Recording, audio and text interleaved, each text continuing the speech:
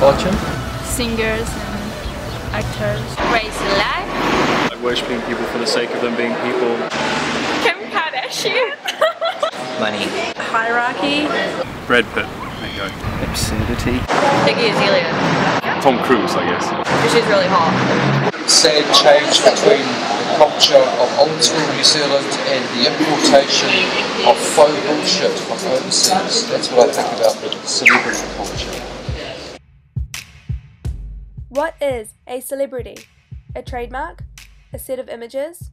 Or a real person? In a country so small, we know our place in the world, but do we really care about celebrity? Or do we just want to stay in the know?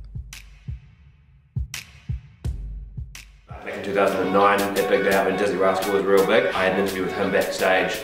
Basically, a whole lot of stuff went wrong. It all sort of culminated with him misinterpreting a question that I asked and thought that I was insulting him, and him pretty much like trying to fight me. And he's like, "You having a go?"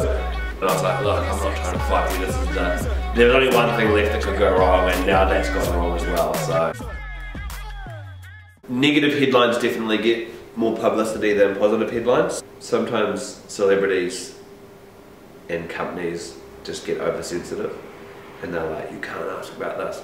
But really, sometimes that's the only reason why you want the interview. If people believe it's true, then it's true to them. Perception is reality. The Herald came to Guy and they said, "What about we've heard he's had sex with over 100 women."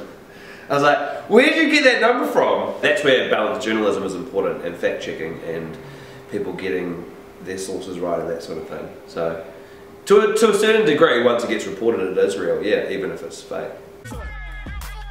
You become more aware of what you're doing. So, I don't find that I go out of my way to do radio-based things. Like I don't go and pee on an electric fence on the weekend for fun. But you do find when you do things, you're like, "Oh, I wonder if this will make an interesting piece for the radio." So you're constantly critiquing everything that you're doing, and conversations that you hear with other people, and experiences that they've had. So I think you have to be aware of how many people are listening sometimes. Ever since humans first came into existence, our brains have been hardwired to make us social. It's been proven that in the past, humans either formed groups or they stayed alone. Those who formed groups stuck together and were able to complete tasks faster, while those who stayed alone, needless to say, died. It is now our inheritance that has us copy whoever leads our social hierarchy. We feel a need to get as close as possible to whoever it is that we see as the most successful. We have evolved with this instinct to form groups, copy those more successful than us, and follow their lead. Some people are born celebrities, some people have to work a little bit hard to be a celebrity.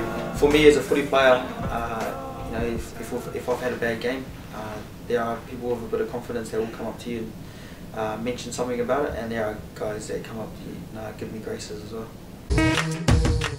People are always looking for an angle to create a sort of story that can be, I suppose, exploded into the media. But that's what sells papers. The worst one would have to be like false accusations about off-field stuff. It's all about making money. If they say things that it gets taken out of context, they are always trying to create something, and most of the time it's not true. Everyone that's trying to talk bad about you is either jealous or, you know, wants to be in your position. No, never. People follow you all the time and take pictures.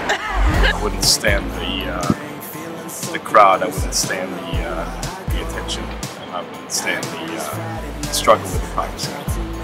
You also have all the trouble when you go around the streets. I wouldn't like my life to be publicised. I don't want to be overwhelmed by cash rules everything around me sort of thing.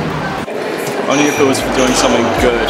I think all of us have an inherent need for attention, and there's an illusion that fame meets that need. Celebrity culture only elevates people who are talentless, crass, stupid and ignorant.